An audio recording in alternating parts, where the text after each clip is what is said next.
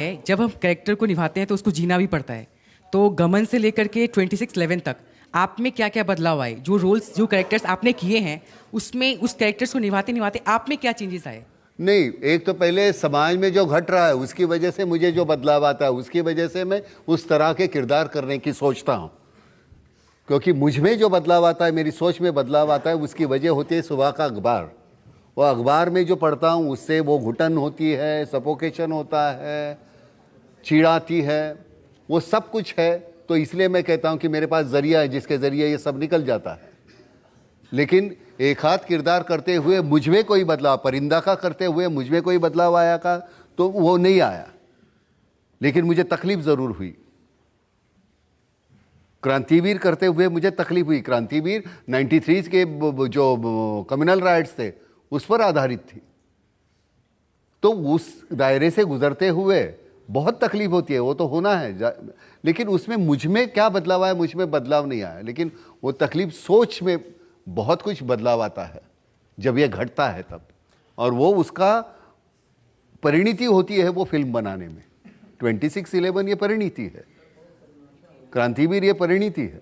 ये सही है कि कई बार आप दूसरों के लिखे डायलॉग को किनारे कर देते, अपना डायलॉग बोलने लग जाते हैं, जैसे वो मच्छर और हिजड़े वाला डायलॉग। साला एक मच्छर आदमी को हीड़ा बना देता है।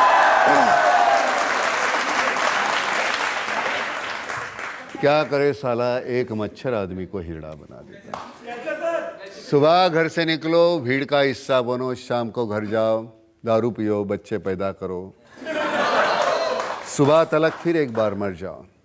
क्योंकि अंदर का इंसान मर चुका है, जीने के लिए घिनौने समझौते कर चुका है। क्या करे साला, एक मच्छर आदमी को हिजड़ा बना देता है। अनफॉर्चुनेटली जो पहली दो लाइनें हैं लोगों ने ध्यान में रखी, लेकिन उसकी जो आगे की पंक्तियां थी बहुत अच्छी लिखी थी। कविता समीर ने लिखी थी, बहुत अच्छी लिखी है, जिसमें कहा कि आत्मा और इंसान मर चुका है। हाँ, अंदर का इंसान मर चुका है, जीने के लिए घिनौने समझौते कर चुका है।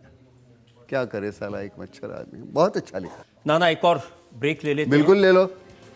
और ब्रेक के बाद आपकी अदालत में नाना पाटेकर पर जनता के इल्जामात और सवाल का एक और तौर।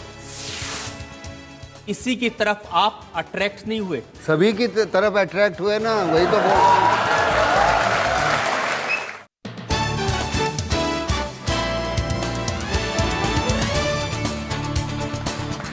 Welcome back. आपकी अदालत में आज हमारे मेहमान हैं फिल्म स्टार नाना पाटेकर। आपकी अदालत में अगला इल्जाम। आपकी अदालत में फिल्म स्टार नाना पाटेकर पर इल्जाम है कि ये अजीबोगरीब हरकतें करते हैं। नाना, ये सही है कि फिल्म के सेट पर आप कई बार दीवारों से बात करने लगते हैं? हाँ, मतलब रिहर्सल को एक्ट्रेस ना आए तो दीवारों से ही बात करनी पड़ती है, वहां है ऐसे सोच के। लोगों ने कहा कई बार पंखे को देखते हैं तो बहुत देर तक पंखा देखते रहते हैं। भाई एक्टर हूँ, फैन तो चाहिए ना। फैन के सिवा। और मैं ये भी सुना कि जब आपको तिरंगा में आपको और राजकुमार साहब दो लोगों को एक साथ ले लिया था तो लोगों ने मेहुल कुमार को कहा था कि तुम पागल हो गए, दो पागल आदमी को एक साथ ले लिया। मतलब ये कहा था कि फिल्म पूरी नहीं होगी। लेकिन मैं आपको कह दूं, राज साहब इतने बेहतरीन इंसान थे, मतलब उनके बारे में लोग कहते थे कुछ और, इतना बेहतरीन इंसान, कमाल का। मतलब ये सुन के हैरान हो जाएंगे, वो घर से डिब्बा लाते थे स्वीट का।